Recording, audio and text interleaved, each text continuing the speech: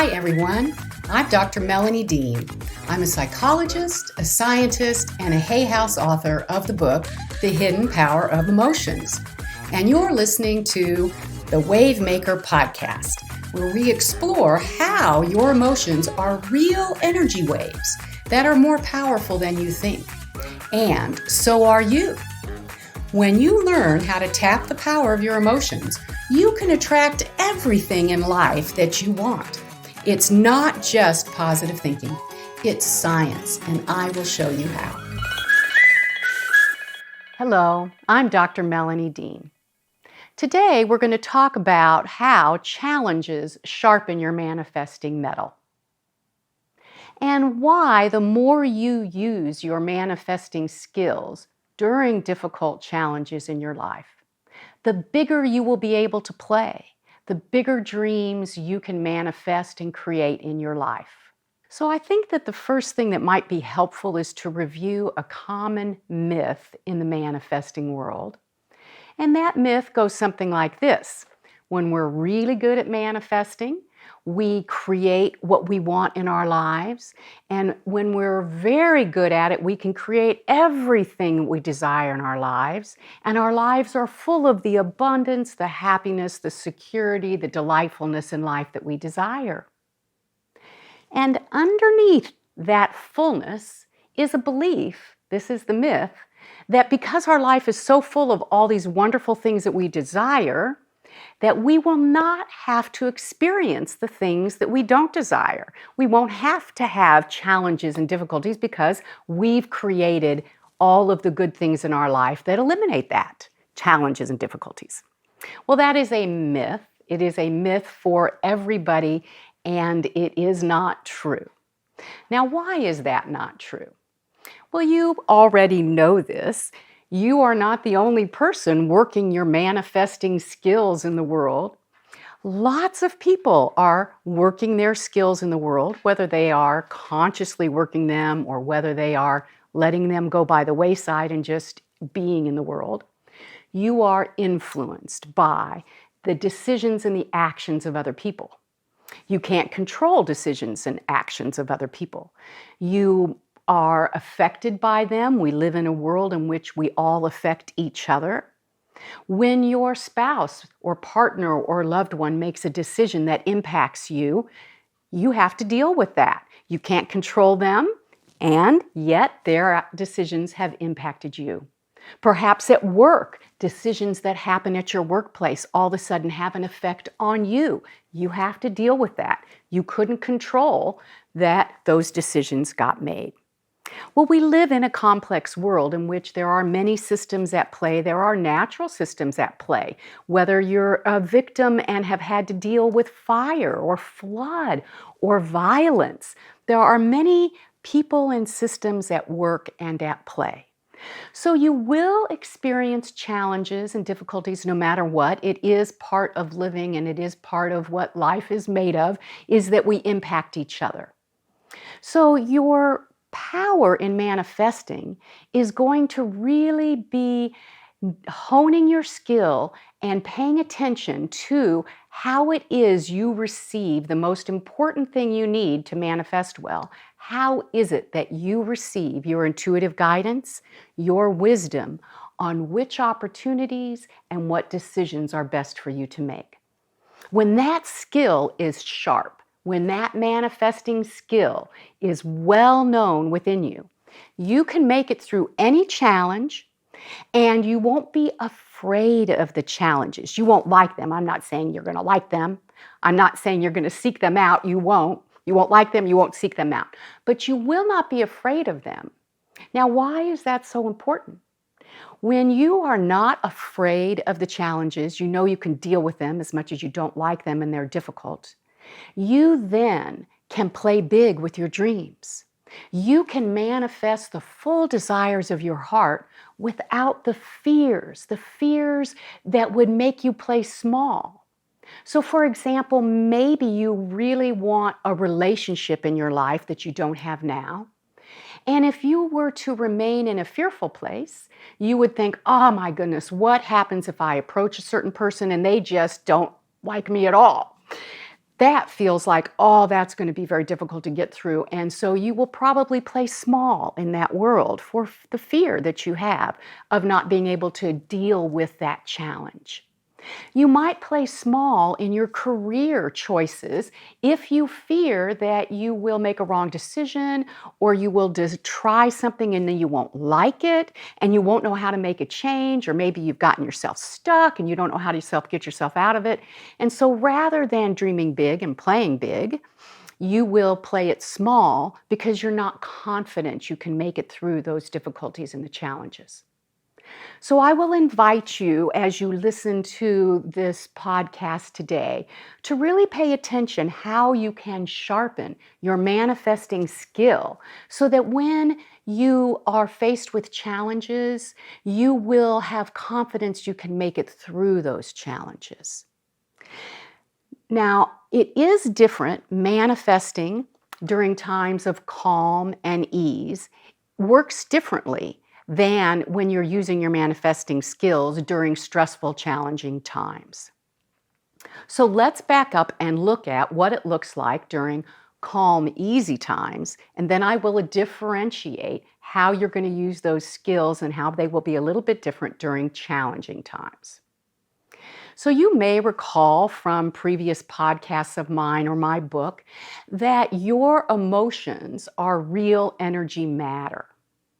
They are made of the same energy elements that everything in the universe is made of, like carbon, hydrogen, nitrogen, oxygen. Every time you have an emotion, your body creates molecules of that energy matter that are made up of those elements.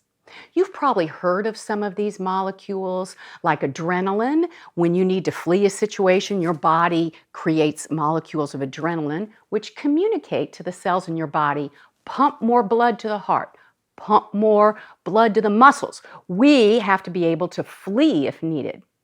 So that's a very powerful molecule that communicates inside your body. And inside all of these molecules, like dopamine is a feel-good molecule, oxytocin your body creates when you feel love. Inside all of these molecules that your body creates whenever you have an emotion, different molecules for different emotions, inside them at the tiniest parts are 300 quadrillion waves per second of quantum energy power. Now, the reason why that's important is because they are energy waves.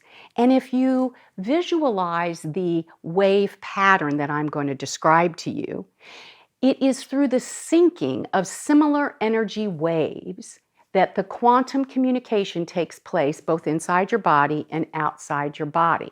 That is where you are interacting in this universe, is through the quantum level of energy.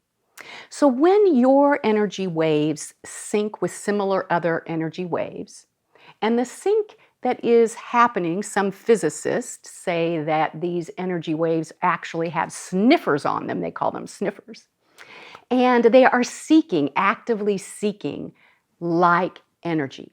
They want energy that is similar in pattern, shape, frequency, spin, even the angle of the spin, called chirality. So there's a lot happening inside these real energy waves of your emotions, and they are seeking a match. So your power is in setting forth emotions that will be able to easily sync with other similar energy waves. And when that sync happens, that's when quantum communication happens. Those energy waves actually then kind of boost each other up in power. They're 3 times greater in power, 10 times greater in frequency. And you feel that boost. You feel that boost inside of you as a recognition of, that is in keeping. That is an idea or an opportunity or an inspiration that I want to follow up on. That is in resonance. It's in harmony. It's in keeping with that which I really want. So the energy waves of your emotions that can most easily sync with similar other energy waves are those that produce a smooth, calm, predictably spaced wave pattern. And those emotions that are similar in wave pattern that produce that kind of wave pattern are calm, purposeful, appreciative, eager, hopeful. Those energy wave patterns are smooth and calm and even. Compassionate feelings and loving feelings also produce that same calm, smooth, even energy pattern. So your power to manifest is in your ability to set forth those energy waves that can easily sync with similar other energy waves, and in paying attention to that ping of when those energy waves have gotten in sync. The highs are traveling together and the lows are traveling together of the energy waves. And when they sync, they share encoded information and they receive this boost of energy together. It's like they boost each other up. And that boost of energy, you can feel. You can feel the resonance of, the resonance of the eagerness and the hopefulness for ideas and opportunities that are in keeping with that. That is your intuitive guidance at work. So your ability to set forth calm, clear, purposeful visions for what you want, and your ability to tune to when those energy waves are in sync with similar other energy waves, and giving you the intuitive boost of knowing that that is a match. So you want to pay attention and really get familiar with what is that boost of knowing, because that is your key in getting through challenges. It's your key in manifesting everything in your life that you want, is to know what decisions are right for you to make. So people describe this inner knowing, this inner wisdom, your intuitive guidance. They describe it in many different ways. You need to get familiar with how it feels within you. Where does this intuitive guidance hold itself in your body? Does it hold itself high in your body? Like for me, mine is high in my body and it's calm and peaceful, kind of right here. I have heard people describe it as very low in their body, but very calm and very peaceful, womb-like, one woman said. I have heard people describe it as like a bursting of their heart space that's just open and feels light. Mine, intuitive guidance, kind of automatically brings a smile to my face when I'm in touch with something that's right for me. Even during challenging times, I can notice that smile comes and goes, that's right, even during challenging times. So get familiar with how it is that you hear and feel and know you're in touch with your intuitive guidance. You can start to get familiar by asking yourself some yes/no questions that you know the answer to. And pay attention to where the yes is. What is truth for you? Where do you feel that in your body? Like, for example, if you have a pet you love or a hobby that you love, you'll say, do I love blah, blah, blah, and you'll say that to yourself. And then there's going to be a yes within you. Well, where does that yes reside? What does it feel like? I will tell you that it is peaceful and it's not chaotic. It's not chaotic like the energy pattern of your anxiety or your worry or your fear that has an energy pattern of sharp, jagged, unpredictably spaced energy waves. It is not that. Your intuitive guidance will be calm and clear, and you will resonate with it. You'll say, yes, that's truth for me. That's right for me. So your everyday practice when times are calm and you are able to create your desires of your heart kind of on an everyday basis by setting forth your visions and tuning into your wise intuitive guidance, those are everyday practices in which you are going to want to continue to grow your skills. So now let's look at what changes and what happens when challenges come, because we've already discussed that you're going to have challenges, whether you like it or not, they're going to be there. Now, when challenges come, all challenges have something in common. They have fear in common. So whether all of a sudden you are dealing with a health issue with yourself or with a loved one, and it rocks your world, and you're like, oh my gosh, now what? Fear. Fear for the changes that are going to come in your life that you don't know how to deal with, fear for your own health, fear for your loved one. Maybe you have unexpected change in your financial circumstance. Fear. How are you going to get by? How is your new world going to look with financial situation that is so different than it used to be? Maybe you have a relationship challenge in which you fear losing a loved one. You fear the cutoff, you fear the conflict, you don't know how to resolve the conflict. Something's happened and it feels very frightening to you. So your challenges have in common fear. Now, there are a couple of molecules your body creates when you feel fear, because remember, any emotion that you have, your body creates energy matter that matches that emotion. One of them you are familiar with, called adrenaline, and that is a fear when you need to flee danger. So that molecule tells your body to get tense so that you're ready to take action with your muscles. It makes your heart pump faster, you breathe harder because you are getting ready to pump more blood all throughout your body so that you can flee danger if needed. That's what that molecule is doing to you. So it's natural that you don't breathe very well. You feel like your heart's right up there in your throat. You are tense. It's very hard to get calm. There's another molecule when you feel fear, and it's called orexin. And its wave pattern is sharp and jagged and anxious and chaotic and unpredictable, and it feels tense and tight and sharp, which is how you feel when you are afraid in the middle of a challenge. So I will invite you to know that these are natural reactions to challenges.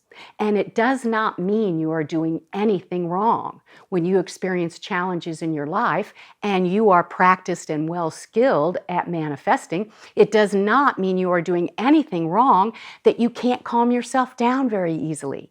You can't calm your body and your mind and set forth those smooth, even waves of energy that you are used to being able to do in your everyday practice of manifesting. But that doesn't mean that you cannot access your intuitive guidance. You can still access your intuitive guidance, even though those periods of time of being able to be calm and tune in and really feel what that guidance is when you are resonating with an opportunity or a decision and you really know what's right for you. Those moments will be more fleeting when you are in the midst of a challenge, and that is natural.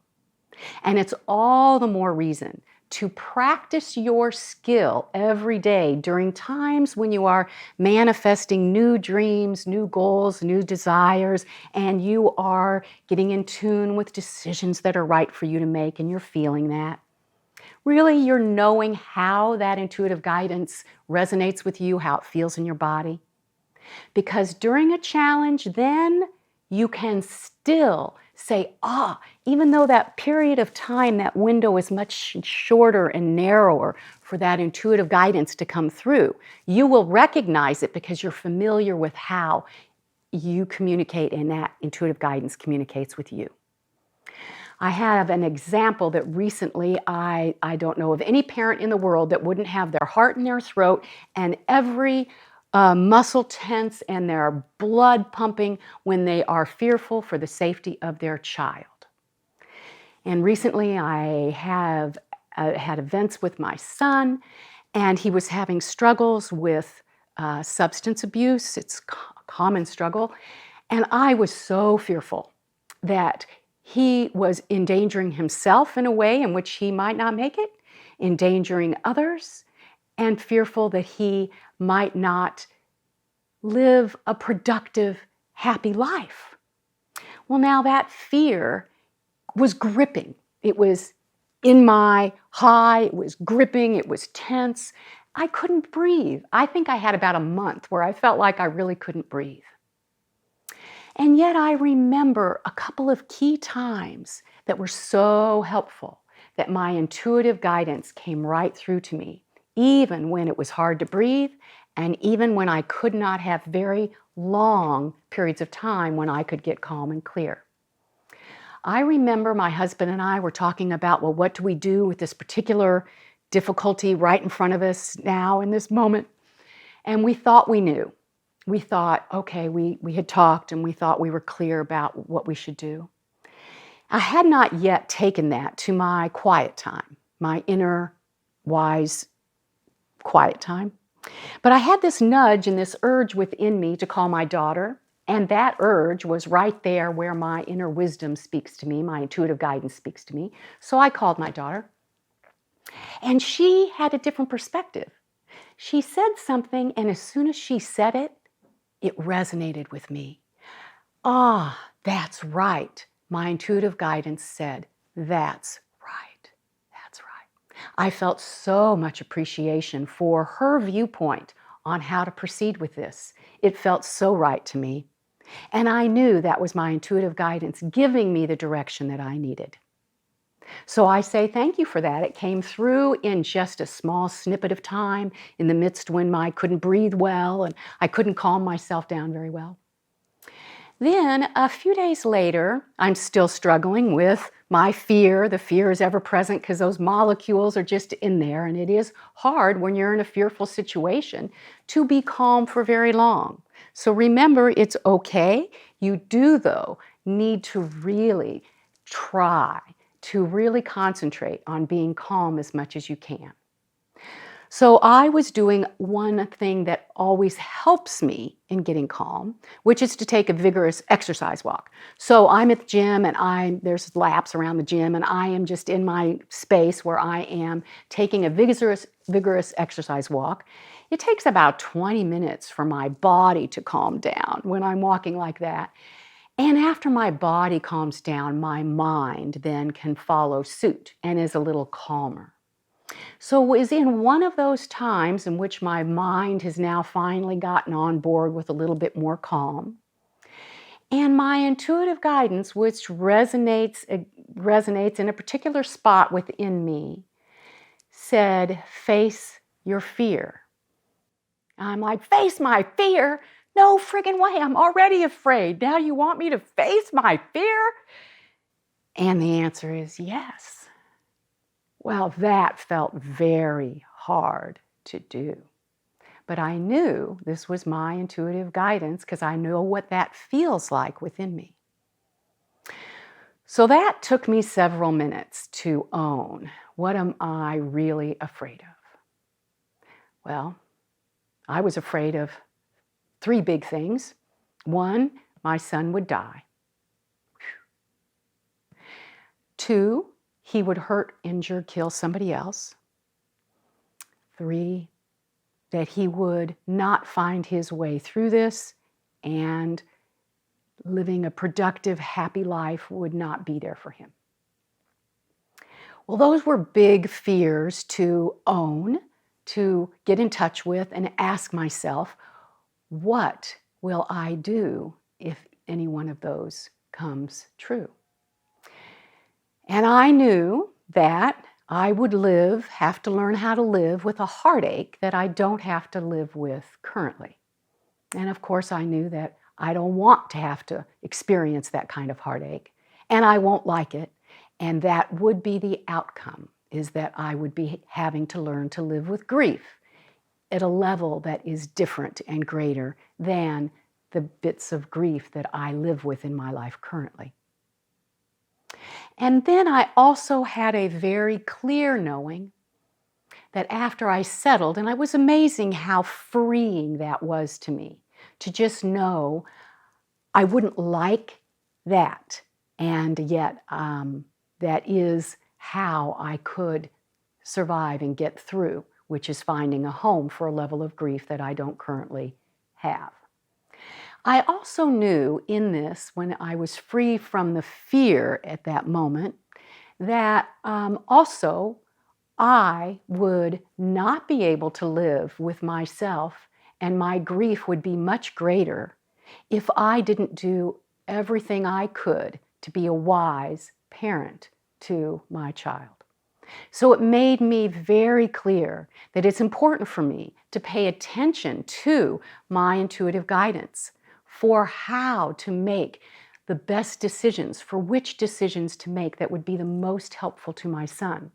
And I knew that if I passed by and just stayed in fear land and did not ask myself to really use my manifesting skills of knowing which decisions and opportunities and decisions are right for me, that if I ever faced those big griefs and those big outcomes, it would be much harder for me to deal with.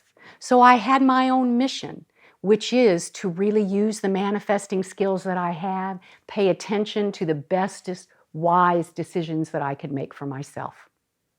So that was honing and sharpening my manifesting skills and really feeling thankful for the intuitive guidance that was coming through to me. Very helpful to me on both fronts, those bits of intuitive guidance that came through. I remember also a different experience of a challenge, and my intuitive guidance came through in a different way. And this was when a very heart-wrenching, heartbreaking time when I was taking care of my brother who was dying of Lou Gehrig's disease, ALS. And I had my grief at losing him every day, watching him become more paralyzed. I also was overwhelmed and had no idea how to proceed in taking over his life, his interaction with the medical community, his financial affairs, his everyday affairs, his everything, because he could no longer communicate with others. We communicated with a letter board, and that was a very laborious, time-consuming process. And so it was not only heartbreaking, but it was overwhelming. I hadn't done most of the things that I needed to do. Every day was full of grief. I got practiced at identifying the different levels of sadness and grief and really feeling them. And in those small snippets of windows when I could calm myself for just a few minutes of time, I got a couple of key messages from my intuitive guidance that helped me through the whole 4-year process. So those key messages of intuitive guidance are so important to tune into. One of the key messages was, Melanie, you can't fix this. Well, that resonated as truth within me.